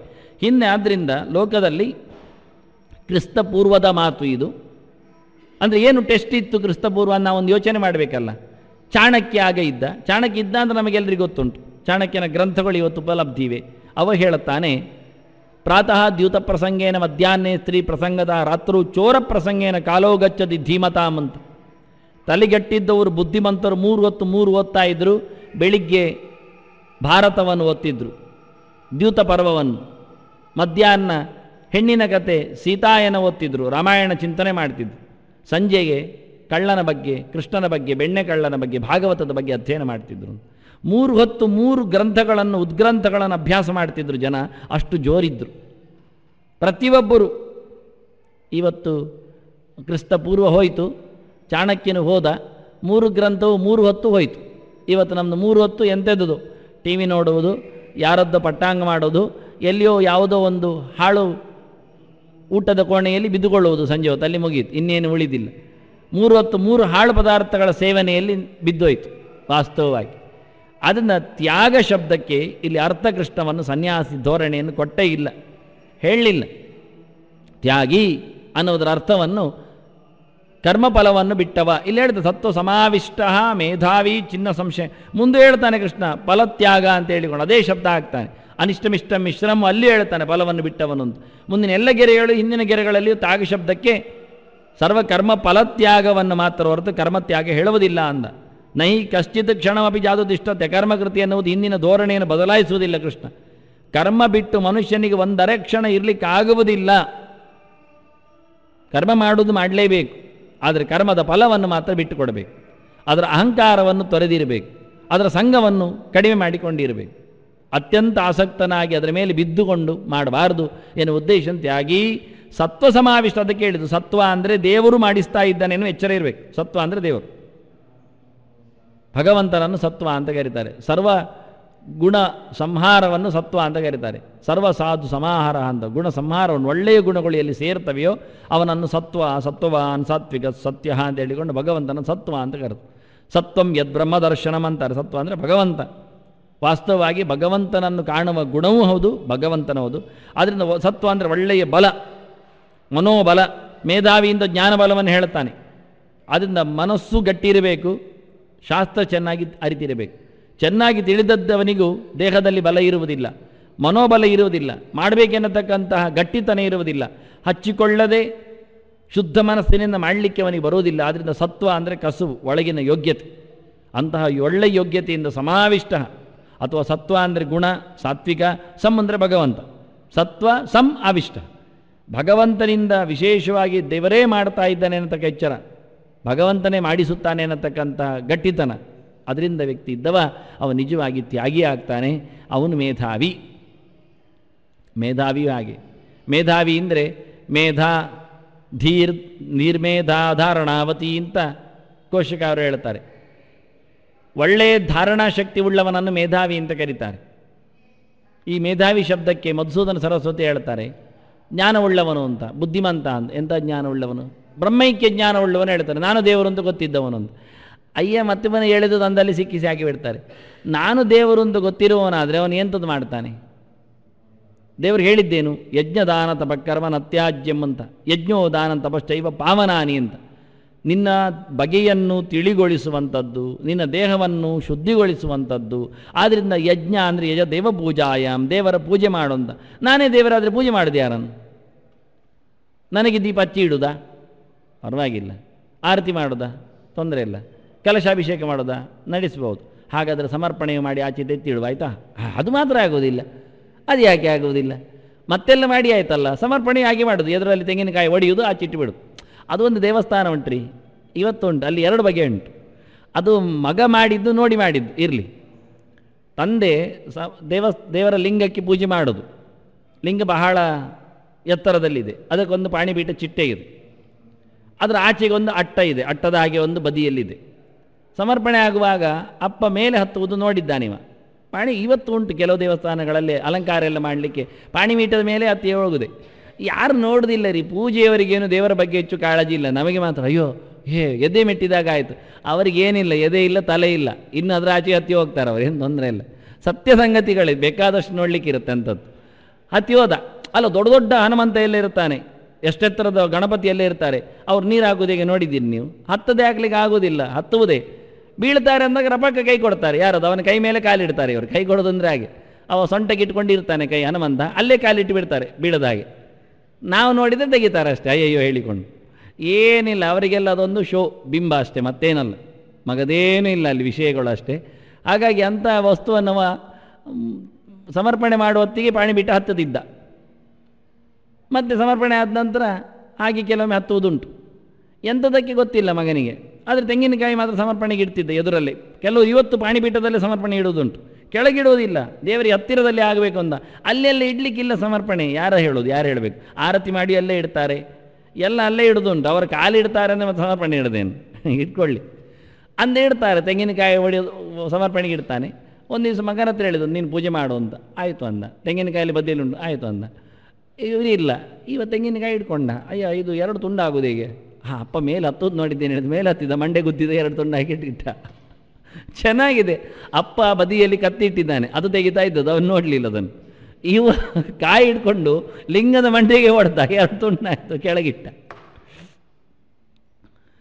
ಇದೆಲ್ಲ ವಿಚಿತ್ರವಾಗಿರತಕ್ಕ ವ್ಯವಸ್ಥೆಗಳು. ಹಾಗಾಗಿ ಪೂಜೆ ಮಾಡುವಾಗ ನಾವೇ ಒಂದೊಮ್ಮೆ ದೇವರಾಗಿದ್ದರೆ ಸಮರ್ಪಣೆ ನಮ್ಮ ಮಂಡೆಗೆ ತೆಂಗಿನ ಜಪ್ಪುವುದು, ಎರಡು ತುಂಡು ಮಾಡಿ ಇಡೋದು. 4ನೇ ದಿವಸಕ್ಕೆ ಬ್ರಹ್ಮಾಸ್ಮಿ ಹೇಳೋದನ್ನು ಬಿಡ್ತಾನೆ. ದಮ್ಮ ಇಲ್ಲಪ್ಪ ಮಾರೆ, ನಾನು ಬ್ರಹ್ಮಾಸ್ಮಿ ಅಲ್ಲ ಅಂತಾನೆ. ಯಾಕೆ ನಿಮ್ಮ ಈ ಬ್ರಹ್ಮಾಸ್ಮಿ ಪೂಜೆಯೇ ಬೇಡ ಅಂತಾನೆ. ಒಡೆಯೋದು ಎಲ್ಲಿ ಕೇಳಿದರೆ ಮಂಡೆಯಲ್ಲೇ ಹೊಡೆಯೋದು ತೆಂಗಿನಕಾಯಿ. ಹೇಗೆ ನಮ್ಮ ರುದ್ರದೇವರಿಗೆ ಹಾಗೆ ಮಾಡ್ತೇವೆ ನಾವು, ನಿಮಗೂ ಮಾಡಿಬಿಡ್ತೇವೆ ಪೂಜೆ ಅಂತ. ಇಲ್ಲ, ಅದು ಯಾಕೆ ಆಗೋದಿಲ್ಲ? ಅಭಿಷೇಕ ನಮಗೆ, ನಾವು ದೇವರು, ಗಂಧ ನಮಗೆ, ಶಂಖ ನಮಗೆ, ಮಂಗಳಾರತಿ ಎಲ್ಲ ನಮಗೆ, ಊದುಬತ್ತಿಯು ನಮಗೆ ಹಚ್ಚಿಕೊಳ್ಳೋದಾದರೆ, ಮಾಲೆ ಹಾಕೋದು, ಕುಂಕುಮ ಎಲ್ಲ ನಮಗೆ ಹಾಕೋದಾದರೆ, ಸಮರ್ಪಣೆಯು ನಮಗೆ ಮಾಡುವ, ಬದಿಗೆ ಎತ್ತಿಡುವ, ಉಳಿದವರು ಪ್ರಸಾದ ತಿಂದು ಹೋಗಲಿ, ಇವ ಹಾಗೆ ಕೂತ್ಕೊಳ್ಳಿ. ಹೇಗಾಗತ್ತೆ ಕೇಳ್ತಾರೆ. ಆಗೋದಿಲ್ಲ, ಸುಳ್ಳು ಹೇಳಬಾರ್ದು. ಅವರೇ ಒಂದು ಶ್ರುತಿ ಹೇಳ್ತಾರೆ ಮುಂದಕ್ಕೆ. ಚಿನ್ನ ಸಂಶಯ ಬಂತು ನೋಡಿ, ಒಂದು ಗೆರೆ, ಒಂದು ಶಬ್ದ ಇನ್ನೊಂದನ್ನು ಹೊಡಿತದೆ. ಮೇಧಾವಿ ಅಂದ, ಚಿನ್ನ ಸಂಶಯ ಅಂತಾನೆ. ಬುದ್ಧಿಮಂತ, ಸಂಶಯ ಇರದವ. ಚಿನ್ನ ಸಂಶಯಕ್ಕೆ ಒಂದು ಮಂತ್ರ ಕೋಟ್ ಮಾಡಿದರು ಅವರು. ಮುಂಡಕೋಪನಿಷತ್ತಿನಲ್ಲಿ ಬರುವಂಥದ್ದು, ಭಿದ್ಯತೆ ಹೃದಯ ಗ್ರಂಥಿ ಛಿದ್ಯಂತೆ ಸರ್ವ ಸಂಶಯಾ ಕ್ಷೀಯಂತೆ ಚಾಸ್ಯ ಕರ್ಮಾಣಿ ದೃಷ್ಟ ಏವಾತ್ಮ ತಸ್ಮಿನ್ ದೃಷ್ಟೇ ಪರಾವರೆ. ಅದಲ್ಲಿನ ಮಂತ್ರ, ಮುಂಡಕದ್ದಲ್ಲಿ ಆಗುಂಟು. ಅದನ್ನು ಅವರು ಕೋಟ್ ಮಾಡಿದ್ದನ್ನೇ. ಯಾರು ದೇವರನ್ನು ಕಾಣುತ್ತಾರೋ ಅವರು ಸಂಶಯದಿಂದ ದೂರ ಆಗ್ತಾರೆ, ಆ ಮಂತ್ರದ ಅರ್ಥ. ಅದಕ್ಕೆ ಮೊದಲು ಭಿದ್ಯತೆ ಹೃದಯ ಗ್ರಂಥಿ ಅಂತಾರೆ. ಅವರ ಬಂಧನದ ಕಟ್ಟು ಕಳಚಿ ಹೋಗುತ್ತೆ. ಛಿದ್ಯಂತೆ ಸರ್ವ ಸಂಶಯ, ಎಲ್ಲ ಸಂಶಯಗಳು ಸಹ ಅದು ನಾಶ ಆಗಿಬಿಡ್ತವೆ. ಕ್ಷೀಯಂತೆ ಚಾಸ್ಯ ಕರ್ಮಾಣಿ, ಅವನ ಎಲ್ಲ ಪ್ರಾರಬ್ಧ ಕರ್ಮಗಳು ಕಳೆಯುತ್ತವೆ. ತಸ್ಮಿನ್ ದೃಷ್ಟೇ ಪರಾವರೇ ಅಂತ, ಆ ದೇವರನ್ನು ಕಂಡಾಗ. ಹಾಗೆ ಉಂಟು, ದೇವರನ್ನು ಕಂಡಾಗ ಬಂಧನ ಕಳಚುತ್ತೆ. ಅರಸನನ್ನು ಕಂಡಾಗ, ಅವನ ಅನುಗ್ರಹಕ್ಕೆ ಪಾತ್ರನಾದಾಗ ಸೆರೆಮನೆಯಿಂದ ಬಿಡ್ತಾನೆ. ಅವನ ಮಾಡಿದ ಕರ್ಮಗಳನ್ನೆಲ್ಲ ಮರೆತು ಬಿಡ್ತಾನೆ, ಕ್ಷಮೆ ಕೊಡ್ತಾನೆ, ಹೋಗಯ್ಯ ಅಂತಾನೆ. ಅವನ ಮೇಲೆ ಇರತಕ್ಕಂಥ ಅಪವಾದಗಳು, ಸಂಶಯಗಳು, ಧೋರಣೆಗಳು, ಆರೋಪಗಳು ಅದು ಹೊರಟೋಗ್ತದೆ. ರಾಜನನ್ನು ಕಾಣಬೇಕು, ಅವನು ನಮ್ಮನ್ನು ಕಾಣಬೇಕು, ಅವನು ನಮ್ಮ ಮೇಲೆ ಅನುಗ್ರಹ ಮಾಡಬೇಕು, ಇಲ್ಲದಿದ್ದರೆ ಇಲ್ಲ. ಹಾಗೆ ರಾಜನೆದುರು ನಿಲ್ಲಿಸಿ ತನ್ನ ಅಪವಾದಗಳು, ಆರೋಪಗಳು, ತಪ್ಪುಗಳು ಎಲ್ಲ ಮನ್ನಾ ಮಾಡುವ ವ್ಯವಸ್ಥೆ ಅವನ ಅನುಗ್ರಹಕ್ಕೆ ಬಿದ್ದಾಗ ಮಾತ್ರ. ಅದನ್ನು ತಸ್ಮಿನ್ ದೃಷ್ಟೇ ಪರಾವರೇ, ಇಡೀ ಜಗತ್ತನ್ನು ನಿಯಂತ್ರಿಸುವ ಪರತತ್ವನಾದ ಭಗವಂತ, ಎಲ್ಲವೂ ಅವನಿಂದ ಅವರವೇ, ಕಡಿಮೆಯಾದದ್ದು, ಅವನೊಬ್ಬನೇ ಸರ್ವತಂತ್ರ ಸ್ವತಂತ್ರ. ಅಂತಹ ಪರಮಾತ್ಮ ಭಗವಂತ ಅವನು ನಮಗೆ ಅನುಗ್ರಹನಾದರೆ, ಅವನು ಕಂಡರೆ, ಅವನು ಕಾಣುವಂತಾದರೆ ನಮ್ಮದೆಲ್ಲ ಕಟ್ಟುಗಳು ಕಳಚಿ ಹೋಗ್ತವೆ. ಭಿದ್ಯತೆ ಹೃದಯ ಗ್ರಂಥಿ, ಈ ಪ್ರೇಮ ಪಾಶಗಳು, ಪ್ರೀತಿಯ ಅಮಲುಗಳು ಎಲ್ಲ ಕಳೆದೋಗಿ ಕೇವಲ ಭಗವಂತನ ಭಕ್ತಿ ಮಾತ್ರ ಉಂಟಾಗುತ್ತೆ. ಕ್ಷೀಯಂತೆ ಸರ್ವ ಸಂಶಯ, ಛಿದ್ಯಂತೆ ಸರ್ವ ಸಂಶಯ, ಎಲ್ಲ ವಿಷಯದ ಬಗ್ಗೆ ಇರತಕ್ಕ ಸಂಶಯಗಳು, ವಿಪರೀತ ಜ್ಞಾನಗಳು ಎಲ್ಲ ಹೋಗಿಬಿಡ್ತವೆ. ಕ್ಷೀಯಂತೆ ಚಾಸ್ಯ ಕರ್ಮಾಣಿ, ಅನಂತ ಕಾಲದಿಂದ ಅಪರಿಮಿತವಾದ ಸಂಸಾರಗಳಲ್ಲಿ, ಜನ್ಮಗಳಲ್ಲಿ ಮಾಡಿದ ಕರ್ಮಗಳ ಸಂಕಲೆಗಳು ಎಲ್ಲ ಅಲ್ಲಿಗೆ ದೇವರು ಕಂಡಾಗ ಉತ್ತರ ಪೂರ್ವಾಗಯೋ ಹಶ್ಲೇಷ್ ವಿನಾಶವ ಅಂತಾರೆ. ತದಧಿಗಮೇ ದೇವರು ಸಿಕ್ಕಿದ ಅಂದರೆ ಹಿಂದೆ ಮಾಡಿದ್ದು ಮುಂದೆ ಮಾಡುವುದು ಎಲ್ಲವೂ ಸಹ ಕರ್ಮಗಳು ನಾಶ ಆಗ್ತವೆ ಅಂತ. ಒಟ್ಟು ದೇವರ ದರ್ಶನ ಆಗಲಿ. ಹೀಗೆ ತಸ್ಮಿನ್ ದೃಷ್ಟೇ ಪರಾವರೆ ಅಂತ ಸ್ಪಷ್ಟ ಉಂಟು. ದೇವರನ್ನು ಕಂಡಾಗ ಅಂತ, ನಾನೇ ದೇವರು ಅಂದಾಗ ಅಂತ ಇಲ್ಲ. ನಿಜವಾಗಿ ಜ್ಞಾತೆ ಹಾಕಬೇಕಿತ್ತು. ತಸ್ಮಿನ್ ಜ್ಞಾತೆ ಪರಾವರೆ ಅಂತ ಒಂದೊಮ್ಮೆ ಹಾಕಿದರೆ ಆ ದೇವರು ನಾನೇ ಅಂತ ತಿಳಿದು, ನಾನೇ ಅಂತ ಅಲ್ಲಿಲ್ಲ, ಜ್ಞಾತ ಶಬ್ದ ಆಗಿದ್ರೆ ತಿಳಿದರೆ ಅಂತ ಅರ್ಥ ಹಾಕ್ಬೋದಿತ್ತು. ನಮ್ಗೆ ಯಾರಿಗೆ ಗೊತ್ತಿಲ್ವ ನಾವೇ ದೇವರು ಅಂತ, ತಿಳಿಲಿಕ್ಕೆ ಏನು ಕಷ್ಟ ಉಂಟು. ಆಂ ಬ್ರಹ್ಮಾಸ್ಮಿ ಹೇಳಲಿಕ್ಕೆ ಏನು ಕಷ್ಟ, ಹೇಳುವ ಆಂ ಬ್ರಹ್ಮಾಸ್ಮಿ ಎಷ್ಟು ಸರ್ತಿ ಹೇಳುವೆ, ಎಷ್ಟು ಸರ್ತಿ ಹೇಳು, ಆಗುದಾದರೆ ಎಷ್ಟು ಸರ್ತಿ ಹೇಳಲಿಕ್ಕೂ ನಾವು ತಯಾರಿದ್ದೇವೆ. ಒಂದು ಇಡೀ ದಿನ ಹೇಳುವ ತತ್ವಮಸಿ, ಅದನ್ನು ಹೇಳುವ. ಎಂತ ಬೇಕಾದ್ರೆ ವಿಜ್ಞಾನವಾನಂದ ಯಾವುದು ಬೇಕಾದರೆ ಹೇಳುತ್ತೇವೆ. ಆಗಲಿ, ಆಗುದಾದರೆ ಆಗಲಿ, ಒಮ್ಮೆ ಆಗುವುದಿಲ್ಲಲ್ಲ. ಹಾಗಿದ್ರೆ ಎಲ್ಲರೂ ಆಗ್ಬೋದಿತ್ತಲ್ಲ, ಆಗಲಿಲ್ಲ ಅಂತ. ಅದನ್ನ ಮೇಧಾವಿ ಎನ್ನುವಾಗ ಭಗವದ್ದೈಕ್ಯ ಜ್ಞಾನವುಳ್ಳವನು ಅಂತ ಅರ್ಥ ಬರೆದ್ರೆ, ಚಿನ್ನ ಸಂಶಯ ಹೇಳುವ ಶ್ರುತಿಯಲ್ಲಿ ನೀವು ಉಲ್ಲೇಖ ಮಾಡಿದ್ದು ಬಾಧಕ ಆಗುತ್ತೆ. ಚಿದ್ಯಂತೆ ಸರ್ವ ಸಂಶಯ ಎನ್ನುವುದಕ್ಕೆ ಮಾತ್ರ ಅರ್ಥ ಆಯಿತು ಹೊರತು ಯಾವಾಗ ಸಂಶಯ ಹೋಗುತ್ತೆ? ದೇವರು ನಿಜವಾಗಿ ಅನುಗ್ರಹ ಮಾಡಿದರೆ ಅದನ್ನೇ ಸತ್ವ ಸಮಾವಿಷ್ಟ ಹೇಳಿ. ಅದು ಇಲ್ಲಿದೆ. ಸಂಶಯ ನಿವೃತ್ತಿಗೆ ಜ್ಞಾನ ಬರಲಿಕ್ಕೆ ಮೇಧಾವಿ ಅಂದರೆ ಜ್ಞಾನವಾನ್, ಅಪರೋಕ್ಷ ಜ್ಞಾನವಾನ್ ಇತ್ಯರ್ಥ. ಭಗವಂತನ ಜ್ಞಾನಿ, ಅರಿವುಳ್ಳವನು, ಸಂಶಯವನ್ನು ನಿರಾಸ ಮಾಡಿಕೊಂಡವನು. ಸಂಶಯ ಎನ್ನುವುದು ರಾಜಸ, ಅಜ್ಞಾನ ಎನ್ನುವುದು ತಾಮಸ. ಮೇಧಾವಿ ಅಂದರೆ ಜ್ಞಾನವುಳ್ಳವನು ಅಂದರೆ ಅಜ್ಞಾನ ಇಲ್ಲದವನು ಅಂತ ಅರ್ಥ. ಚಿನ್ನ ಸಂಶಯ ಅಂದರೆ ಸಂಶಯ ಅಳಿದವನು ಅಂದರೆ ರಾಜಸನು ಅಲ್ಲ ಅಂತ ಅರ್ಥ. ರಾಜಸನಲ್ಲದವ, ತಾಮಸನಾಗದವ, ಸತ್ವ ಸಮಾವಿಷ್ಟ ಸಾತ್ವಿಕನಾದವನು ತ್ಯಾಗಿ. ಎಷ್ಟು ಸ್ಪಷ್ಟ ಹೇಳ್ತಾನೆ. ಹಿಂದೆ ಹೇಳಿದ ಎಲ್ಲದರ ಲಕ್ಷಣಗಳ ವ್ಯವಸ್ಥೆ ಇಲ್ಲಿ ಮಾಡಿದ. 3 ಬಗೆಯ ತ್ಯಾಗ ಹೇಳಿ ತ್ಯಾಗಿ ಹೇಗಿದ್ದಾನೆ ಹೇಳ್ತಾನೆ. ಸಾತ್ವಿಕ ತ್ಯಾಗಿ ಹೇಗಿಡುತ್ತಾನೆ ಎನ್ನುವುದನ್ನು ಹೇಳಿಕೊಡ್ಬೇಕು. ಶಾಸ್ತ್ರದಲ್ಲಿ ತ್ಯಾಗಿ ಯಾರು? ಅವನು ಸತ್ವ ಸಮಾವಿಷ್ಟ, ಭಗವಂತನಿಂದ ಸಮಾಲಿಂಗಿತನಾಗಿ ದೇವರ ಅನುಗ್ರಹಕ್ಕೆ ಪಾತ್ರನಾಗಿ ಅವನು ಭಗವಂತನ ಅರಿವು ಉಳ್ಳವನಾಗಿರುತ್ತಾನೆ. ವಿಪರೀತ ಜ್ಞಾನದಿಂದ ದೂರನಾಗ್ತಾನೆ. ಅವನು ಸಂಶಯದಿಂದ ಕಳಚಿಕೊಳ್ಳುತ್ತಾನೆ. ಅವನಿಗೆ ಮೋಹ ಇಲ್ಲ. ಹಿಂದೆ ಹೇಳಿದರು ಮೋಹಾತ್ ಅಂತ. ಕರ್ಮವನ್ನು ಮೋಹಾತ್ ಕರ್ಮ ಫಲತ್ಯ, ಕರ್ಮವನ್ನು ಬಿಡುವುದು ಯಾಕೆ ಅಂದರೆ ಮೋಹದಿಂದ ಅಂತ. ಇಲ್ಲಿ ಮೋಹ ಇಲ್ಲ ಹೇಳಲಿಕ್ಕೆ ಮೇಧಾವಿ ಅಂತ. ಅಲ್ಲಿ ಒಂದು ಗಮ್ಮತ್ತಿದೆ. ಮತ್ತೆ ಮೇಧಾವಿ ಅಂದಾಗ ಮೇಧಾವುಳ್ಳವನು ಅಂತ ಅರ್ಥ ಮಾಡಿದರೆ, ಬ್ರಹ್ಮೈಕ್ಯ ಜ್ಞಾನವುಳ್ಳವನು ಅಂತ ಹೇಳಿಕೊಂಡ್ರೆ ನಿಮ್ಗೇನು ಕಷ್ಟ ಕೇಳಿದರೆ, ನಮ್ಮ ಕಷ್ಟ ಇಲ್ಲ, ಶಬ್ದ ಕಷ್ಟ ಆಗುತ್ತೆ. ಕೃಷ್ಣ ಹೇಳಿದ್ದು ಅಲ್ಲದು. ಯಾಕೆ ಅಂದರೆ ನಿತ್ಯ ಯೋಗೇ ವಿನಿಹಿ ಅಂತ ವ್ಯಾಕರಣ ವಿಷಯ. ಮೇಧ ಅಂದರೆ ಜ್ಞಾನ, ವಿ ಅಂದರೆ ಎಂಥದ್ದು? ಮೇಧಾವಾನ್ ಅಂತ ಹೇಳಬೇಕು. ಬೇಕಾದರೆ ಜ್ಞಾನವಾನ್, ಗುಣವಾನ್, ಗುಣವಂತ, ಶೀಲವಂತ ಹೇಳಿದಾಗೆ ಮೇಧಾವಂತ ಅಂತ ಹೇಳಬೇಕು. ಪ್ರೇಕ್ಷಾವಂತರು ಅಂತ ಹೇಳುವುದಿಲ್ವಾ? ಹಾಗೆ ಮೇಧಾವಂತ ಹೇಳಬೇಕು, ಮೇಧಾವಾನ್ ಹೇಳಬೇಕು. ಮೇಧಾವಿ ಅಂದ್ರೇನು? ಅದು ವಿ ಅಂತ ಬರೋದು, ವಿನಿ ಪ್ರತ್ಯಯ ಬರೋದು ನಿತ್ಯಯೋಗೆ ಅಂತ. ನಿತ್ಯ ಇದ್ದರೆ ವಿ ಹಾಕಲಿಕ್ಕೆ ಉಂಟು. ನಿತ್ಯಯೋಗೇ ವಿನಿಹಿ ಅಂತ ವ್ಯಾಕರಣ ನಿಯಮ. ಯಾವಾಗಲೂ ಜ್ಞಾನವುಳ್ಳವನಾದರೆ ಮೇಧಾವಿ. ಕೆಲವೊಮ್ಮೆ ಬಂದು ಹೋಗುವುದಾದರೆ ಮೇಧಾವಿ ಆಗುವುದಿಲ್ಲ, ಮೇಧಾವಾನ್ ಆಗ್ತದೆ. ಈಗ ಶ್ರೀಮಾನ್ ಹೇಳುವುದು, ದುಡ್ಡುಳ್ಳವನು ಹೇಳುವುದು, ಅದು ಬಂದು ಹೋಗುವುದರೆ ಮಾತ್ರ, ನಿತ್ಯ ಇದ್ದರೆ ಅಲ್ಲ. ನಿತ್ಯ ಉಳ್ಳುವುದಾದರೆ ಮಾನ್ ಹಾಕುವುದಿಲ್ಲ. ನಾವೀಗ ಆರೋಗ್ಯವಂತ ಹೇಳ್ತೇವೆ. ಆರೋಗ್ಯವಂತ ಅಂತ ಯಾರನ್ನು ನಿತ್ಯ ಹೇಳುವುದಾ? ನಿತ್ಯ ಆರೋಗ್ಯವಂತಲ್ಲ, ಈಗ ಆರೋಗ್ಯವಂತ, ನಾಳೆ ಜ್ವರ ಬರ್ಬೋದು, ಕಾಯಿಲೆಗೆ ಬೀಳಬಹುದು. ಆದ್ದರಿಂದ ಆರೋಗ್ಯವಂತ, ಶ್ರೀಮಂತ ಎಲ್ಲ ಹೇಳುವುದು ತತ್ಕಾಲದಲ್ಲಿ ಮಾತ್ರ. ಇವತ್ತಿನವರೆಗೆ ಬೇಕಾದರೆ ಹೇಳಿಕೊಳ್ಳುವ, ನಾಳೆಯ ವಿಷಯ ಗೊತ್ತಿಲ್ಲ. ಆದರೆ ಮೇಧಾವಿ ಎನ್ನುವುದು ಜ್ಞಾನ ಹಾಗಲ್ಲ. ಇವತ್ತು ಒಬ್ಬನಿಗೆ ಜ್ಞಾನ ಬಂದರೆ ನಾಳೆ ಅದು ಹೋಗುವುದಿಲ್ಲ. ಆರೋಗ್ಯ ಹೋಗುತ್ತೆ, ದುಡ್ಡು ಹೋಗುತ್ತೆ, ಜ್ಞಾನ ಹೋಗುವುದಿಲ್ಲ. ಜ್ಞಾನ ಪರ್ಮನೆಂಟ್, ಎಂತ ಹೋದರೂ ಜ್ಞಾನ ಹೋಗುವುದಿಲ್ಲ. ಅರಿವು ನಾಶ ಆಗುವುದಿಲ್ಲ. ಅರಿವು ಇದೆ, ಅರಿವು ಇದೆ, ಬಂದದ್ದು ಹೋಗುವುದೇ ಇಲ್ಲ, ಅಳಿಸ್ಲಿಕ್ಕೆ ಆಗುವುದಿಲ್ಲ. ಜನ್ಮಾಂತರದಲ್ಲಿಯೂ ಅಳಿಸಿ ತೆಗಲಿಕ್ಕೆ ಆಗುವುದಿಲ್ಲ ಜ್ಞಾನವನ್ನು. ಭಗವಂತನ ಜ್ಞಾನವನ್ನು, ಅಲೌಕಿಕ ಜ್ಞಾನವನ್ನು. ಲೋಕದ ಜ್ಞಾನ ಸರಿ ಇಲ್ಲ, ಅದು ಪ್ರಯೋಜನ ಇಲ್ಲ, ಅದು ಉಳಿಯುವುದೇ ಇಲ್ಲ, ಅದು ಜ್ಞಾನವೇ ಅಲ್ಲ. ಅದರಿಂದ ಪರಮಾತ್ಮ ವಿಷಯಕವಾದ ವಿಷಯ ಅದು ಸರ್ವಕಾಲದಲ್ಲಿ ಉಳಿಯುವಂಥದ್ದು. ಅದರಿಂದ ಮೇಧಾವಿ ಶಬ್ದ ಹಾಕಬೇಕಾದ್ರೆ ಜ್ಞಾನವಂತ ಅಂತ ಹೇಳುವುದು ಇನಿಪ್ರತ್ಯಯ ವಿನಿಪ್ರತ್ಯಯ ಬಂದದ್ದು ನಿತ್ಯಯೋಗದಲ್ಲಿ ಮಾತ್ರ. ಅದನ್ನು ಬ್ರಹ್ಮೈಕ್ಯ ಜ್ಞಾನ ನಿತ್ಯ ಇಲ್ಲ, ನಿತ್ಯ ಅಲ್ಲ. ಈಗ ಬಂದದ್ದು, ನಿನ್ನೆ ಇಲ್ಲ, ಒಂದೊಮ್ಮೆ ಹೇಳಿದಾದರೂ ಸಹ. ಮತ್ತು ನಾಳೆ ಇಲ್ಲ. ಯಾಕೆ? ಬ್ರಹ್ಮೈಕ್ಯ ಆಗಿಬಿಟ್ರೆ ಅವನಿಲ್ಲ, ಜ್ಞಾನ ಲಾಸ್ ಆಯಿತು. ಆದರೆ ಒಬ್ಬ ಮುಕ್ತನಿಗೂ ಸಹ ಜ್ಞಾನ ಲಾಸ್ ಆಗುವುದಿಲ್ಲ, ಜ್ಞಾನ ಹೋಗುವುದಿಲ್ಲ. ಭಗವಂತನ ಬಗ್ಗೆ ಎಚ್ಚರಗೊಂಡವನು ಯಾವ ಕಾಲದಲ್ಲಿಯೂ ಮುಕ್ತನಾದಾಗಲೂ ಅವನಿಗೆ ಜ್ಞಾನ ಮಾಯುವುದಿಲ್ಲ. ಮುಕ್ತನೂ ಒಂದೊಮ್ಮೆ ಸಂಕಲ್ಪಾದೇವಿ ಚ ಶ್ರುತೇಹೇ ಅಂತ ಹೇಳಿದ್ರಿಂದ ಎಲ್ಲಿಯಾದರೂ ಅವನು ಬಯಸಿದರೆ, ನಾನೊಂದೊಮ್ಮೆ ಭಾರತದಲ್ಲಿ ಹುಟ್ಟಿ ಬಂದಾಗಿ ಊರಲ್ಲಿದ್ದಾಗ ನನ್ನ ತಂದೆ ತಾಯಿಗಳು ಹೇಗಿದ್ದರು ಅಂತ ಅವನಿಗೆ ಯೋಚನೆ ಬಂದರೆ ಕಾಣ್ತದೆ, ಅವನಿಗೆ ಪ್ರತ್ಯಕ್ಷ ಆಗ್ತದೆ. ಸಯದಿ ಪಿತೃಲೋಕಗಾಮೋ ಭವತಿ ಸಂಕಲ್ಪಾದೇವಾಸ್ಯ ಪಿತರ ಸಮುತ್ತಿಷ್ಟಂತೆ ಅಂತ. ಅಂಥದ್ದು ಬರುವುದಿಲ್ಲ ಅವನಿಗೆ. ಬಂದರೂ ಕೆಲಸ ಆಗತ್ತೆ, ಆಗುವುದಿಲ್ಲ ಇಲ್ಲ. ಆದ್ದರಿಂದ ಮುಕ್ತನೂ ಸಹ ಹಿಂದೆ ನಡೆದ ಘಟನೆಗಳನ್ನು ನೋಡಬಹುದು ಪ್ರತ್ಯಕ್ಷ. ಅಂತಹ ಯೋಗ್ಯತೆ ಅವನಲ್ಲಿದೆ. ಅಂಥ ಬಹಳ ಶುದ್ಧವಾಗಿರತಕ್ಕಂಥ ಅಂಗಳ ಅವನತ್ತು. ಇಷ್ಟಕ್ಕೆಲ್ಲ ಕಾರಣ ಅವನಷ್ಟು ದುಡಿತ ಮಾಡಿಕೊಂಡು ಬಂದದ್ದು. ಅದನ್ನ ಜ್ಞಾನ ನಾಶ ಆಗುವುದಿಲ್ಲ, ಜ್ಞಾನಕ್ಕೆ ನಿತ್ಯತೆ ಎನ್ನುವುದೊಂದು ದೊಡ್ಡ ಸಂಗತಿ. ಆದ್ದರಿಂದ ಮೇಧಾವಿ ಶಬ್ದ ಆಗಿ ಹೀಗೆಲ್ಲ ನಾವು ಶಬ್ದದ ಮೇಲೆ ಕೃಷ್ಣನದ್ದು ನಡೆಸಿಕೊಂಡು ಹೋದರೆ ಇದು ವಿಷಯ ಮುಗಿದಿಲ್ಲ ಅಂತ ಕೇಳಿದ್ ನಾನು. ಅದರ ಹರವು ಅದ್ಭುತವಾಗಿದೆ. ಕೃಷ್ಣ ಅಷ್ಟು ಸುಲಭದಲ್ಲಿ ತ್ಯಾಗಿಯ ಲಕ್ಷಣವನ್ನು ಮುಗಿಸಿ ಓಡುವುದಿಲ್ಲ. ಎಂತಹ ಪ್ರಶ್ನೆಗಳು ಬಂದರೂ ಯಾವ ರೀತಿಯಲ್ಲಿದ್ದರೂ ಅಷ್ಟು ಉಪನಿಷತ್ತುಗಳ, ವೇದ ಮಾತುಗಳ, ಕರ್ಮ ಸಿದ್ಧಾಂತಗಳ ಹೂರಣವನ್ನು ಇಲ್ಲಿ ಸಿಕ್ಕಿಸ್ತಾನವನು, ಹಾಕಬೇಕು ಅವನಿಗೆ. ಅದನ್ನು ಆ ಶಬ್ದಗಳನ್ನು ಹಾಕ್ತಾನೆ. ಕುಶಲ ಶಬ್ದವನ್ನಿಂದ ಹೇಳಿದ್ದವನು ಯೋಗ ಕರ್ಮಸು ಕೌಶಲಂ ಅಂತ. ಯೋಗ ಅಂದರೆ ಏನು ಕೇಳಿದರೆ ಸುಕೌಶಲಂ ಕರ್ಮ ಅಂತ ಇದೇ ಶಬ್ದ ಹಾಕಿದ್ದಾನೆ. ಯೋಗ ಕರ್ಮ, ಸುಕೌಶಲಂ ಕರ್ಮ. ಒಳ್ಳೆಯ ಕೌಶಲದಿಂದ ಸಂಪತ್ತಿಗೊಂಡ ಕೆಲಸವೇ ನಿಜವಾದ ಯೋಗ. ಯೋಗ ಅಂದರೆ ಮೇನು ಅಲ್ಲ. ನಾನು ಆವತ್ತು ಆ ಶ್ಲೋಕಕ್ಕೆ ಅರ್ಥ ಹೇಳುವಾಗ ಒಬ್ಬ ದೃಷ್ಟಾಂತನನ್ನು ಕೊಟ್ಟಿದ್ದೆ. ಒಬ್ಬ ಸಾರ್ವಜನಿಕ ವಾಹನದ ಚಾಲಕ ಅಂತ, ಬೇಕಾದ್ರೆ ಇಟ್ಟುಕೊಳ್ಳಿ ಅಂತ. ಅವನ ಕರ್ಮ ಸುಕೌಶಲವಾದ ಕರ್ಮ. ಕೈಯಲ್ಲಿ ಚಕ್ರ ಇಟ್ಕೊಂಡಿದ್ದಾನೆ, ರಥಾಂಗವಾಣಿ. ಇಷ್ಟು ಜನರ ಜೀವನ ಚಕ್ರ ಅವನ ಕೈಯಲ್ಲಿದೆ ನೋಡಿ. ಎದುರು ಬರುವವ ಅವನು ಅಷ್ಟೇ ರಾಗದಲ್ಲಿ, ವಿಕಾರದಲ್ಲಿ, ದ್ವೇಷದಲ್ಲಿ ಬರಬಹುದು. ಅಥವಾ ಹಿಂದಿಂದ ಬರುವವ ಇವನು ಹೋಗಲಿಕ್ಕೆ ಬಿಡುವುದಿಲ್ಲ ಅಂತ ಎಷ್ಟೋ ಕ್ರೂರತನದಲ್ಲಿ ಬರಬಹುದು. ಆದರೆ ಇವನು ಎಷ್ಟು ಸ್ಥಿತಪ್ರಜ್ಞನಿರಬೇಕು ನೋಡಿ ಆ ಕರ್ಮದಲ್ಲಿ. ಅದು ಬದರಿಯಂಥ ಜಾಗದಲ್ಲಿ ನೋಡಬೇಕು. ಯಾವ ಊರಿನಿಂದ ಯಾರು ಬಂದಿರ್ತಾರೋ, ಒಬ್ರಿಗೊಬ್ಬರು ಭಾಷೆ ಬಾರದವರು ಇರ್ತಾರೆ. 1 ಇಂಚು ಕದಲಿದರೆ ಗಂಗೆಗೆ ಆಹುತಿ ಆಗಬೇಕು.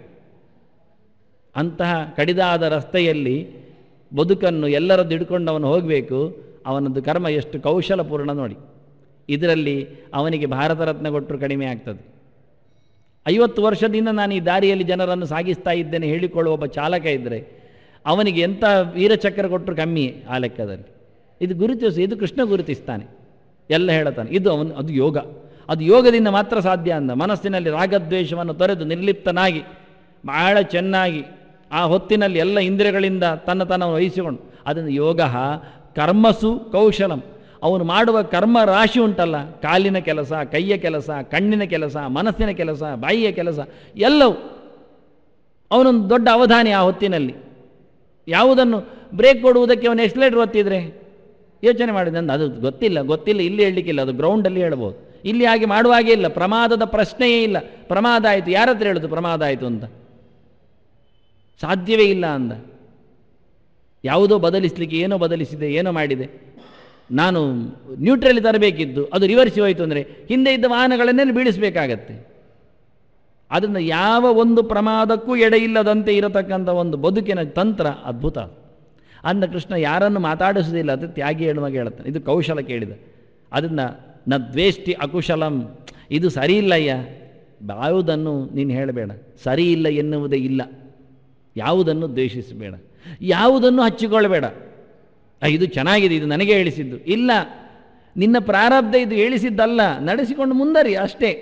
ಇದೇ ಆಗಬೇಕು ಅಂತ ದುಂಬಾಲು ಬೇಡಬೇಡ, ಇದು ಬೇಡವೇ ಬೇಡ ಅಂತ ಅಹವಾಲ ಹಾಕಬೇಡ. ಅದು ನಿನ್ನ ತ್ಯಾಗದ ಲಕ್ಷಣ.